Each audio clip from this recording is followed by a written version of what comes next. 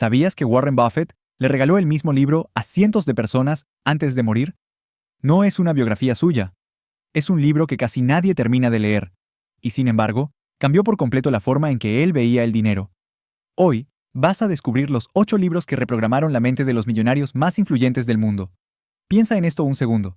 Tú probablemente leíste algún libro de finanzas alguna vez. Quizás lo abandonaste a la mitad. Lo normal es abandonar.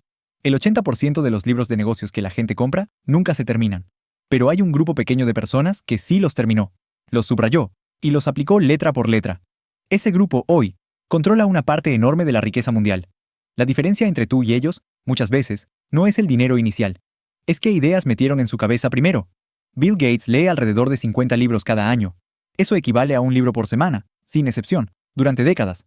Warren Buffett dice que pasa el 80% de su jornada laboral leyendo. No revisando redes sociales, no en reuniones, leyendo. Elon Musk creció devorando enciclopedias completas porque, según él mismo contó, se aburría de los libros normales. Esto no es casualidad ni marketing personal. Es un patrón que se repite tanto que ya casi es predecible. Y los 8 libros que vas a conocer hoy aparecen una y otra vez en esas listas de lectura.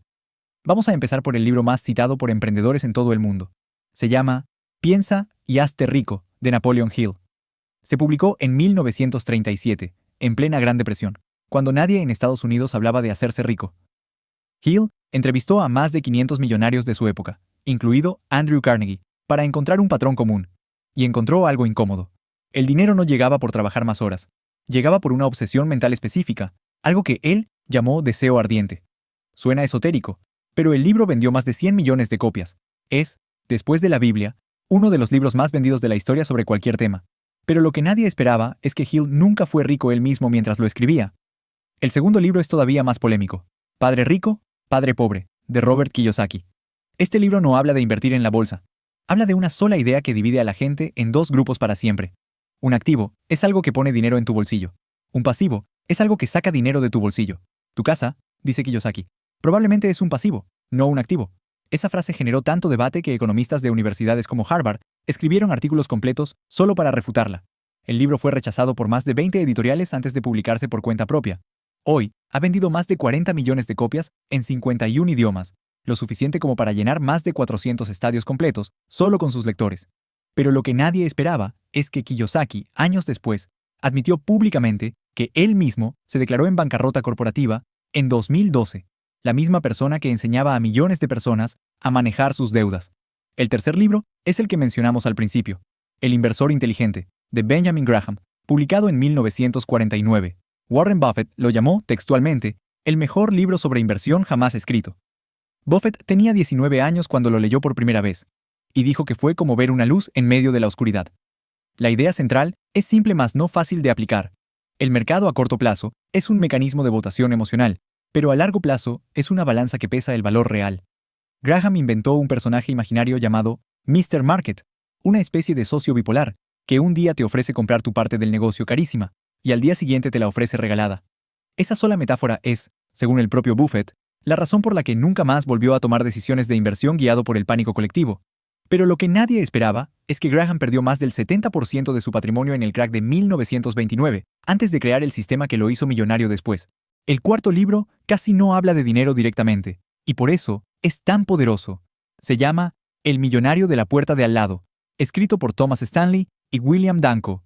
Los autores estudiaron durante años a miles de millonarios reales en Estados Unidos y descubrieron algo que rompe el estereotipo del yate y el Rolex. La mayoría de los millonarios no vive en mansiones. Conducen autos usados. Compran ropa en tiendas normales. El estudio encontró que muchas personas que aparentan riqueza, con casas enormes y autos de lujo financiados, en realidad tienen un patrimonio neto bajísimo. Y al revés, el vecino con el auto de 10 años en la entrada de su casa, a veces tiene más de $1 millón invertido.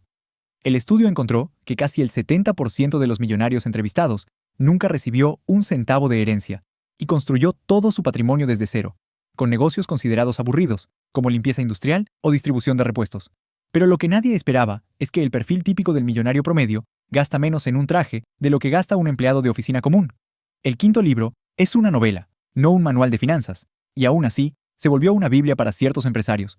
La rebelión de Atlas, de Ayn Rand, tiene más de 1000 páginas y describe un mundo donde los creadores más productivos deciden desaparecer. Empresarios como el fundador de Whole Foods o ejecutivos de Silicon Valley han citado este libro como una influencia central en su forma de ver el trabajo y el mérito individual. Es también uno de los libros más divididos que existen. La misma encuesta, que lo coloca entre los libros más influyentes de la historia moderna en Estados Unidos, también lo coloca entre los más criticados por economistas y filósofos.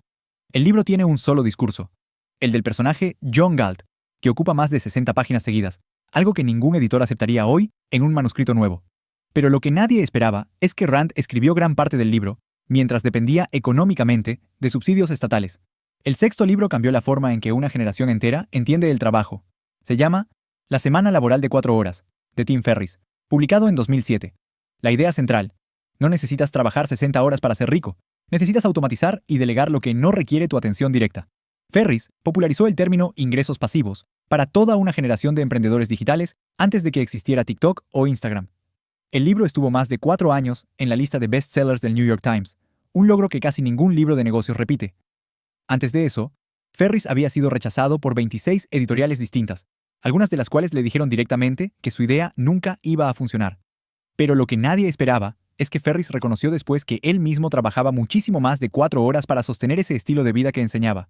El séptimo libro viene directo de uno de los inversores más controvertidos de Silicon Valley, De 0 a 1, de Peter Thiel, cofundador de PayPal y primer inversor externo de Facebook. La tesis central es incómoda. Copiar lo que ya funciona te lleva de 1 a 10, pero la riqueza real nace de crear algo que no existía, de pasar de 0 a 1. Thiel argumenta que la competencia, contra lo que nos enseñan, en realidad destruye ganancias. Los verdaderos negocios rentables buscan monopolios, no competencia perfecta. Este libro nació de las notas de un curso que Thiel dio en Stanford, transcritas por uno de sus alumnos, Blake Masters, quien publicó esas notas gratis en Internet antes de que existiera el libro. Las notas se volvieron tan populares que circularon entre inversores de todo Silicon Valley meses antes de convertirse oficialmente en un libro publicado. Pero lo que nadie esperaba es que ese alumno terminó ganando más dinero con las notas del curso que con su propia empresa. Y llegamos al octavo libro, el más reciente de la lista y quizás el más citado en redes en los últimos años. La psicología del dinero, de Morgan Housel, publicado en 2020. Housel no habla de fórmulas ni de gráficos. Habla de comportamiento. Su argumento central es que hacerte rico y mantenerte rico son dos habilidades completamente distintas, y casi nadie enseña la segunda. El libro cuenta la historia de un conserje de gasolinera, llamado Ronald Read, que murió con un patrimonio de casi $8 millones, acumulado centavo a centavo durante décadas, mientras que un ejecutivo de Merrill Lynch con maestría en Harvard se declaró en bancarrota el mismo año. Nadie en su pueblo sabía cuánto dinero tenía Read, ni siquiera su propia familia, hasta que se leyó el testamento. Pero lo que nadie esperaba es el dato que cierra este libro y que también cierra nuestro video de hoy. Aquí está el dato que te vas a llevar esta noche a una conversación. Ronald Read, el conserje, ganaba menos de $15 la hora. Nunca tuvo un ingreso alto en toda su vida, pero invirtió constantemente durante más de 65 años en acciones de empresas conocidas y nunca vendió por pánico. El ejecutivo de Harvard, con un sueldo 10 veces mayor, terminó en bancarrota por gastar más de lo que ganaba y apostar en inversiones que no entendía. La diferencia entre los dos no fue el ingreso, fue el tiempo y el comportamiento. Read invirtió durante casi 65 años sin pausas ni pánicos, algo tan simple de decir y tan difícil de sostener que casi nadie lo logra de verdad.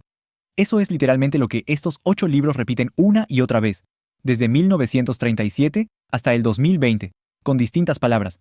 Ningún libro te hace rico solo por leerlo, pero cada uno de estos 8 cambió cómo piensa el dinero alguien que después sí se hizo rico. La pregunta real es, ¿cuál de estas 8 ideas vas a empezar a aplicar tú desde hoy? Cuéntame en los comentarios cuál de estos 8 libros ya leíste y cuál te dio más curiosidad. Si este video te abrió la mente, dale like y suscríbete, porque la próxima semana seguimos revelando los secretos que los millonarios sí conocen y tú todavía no.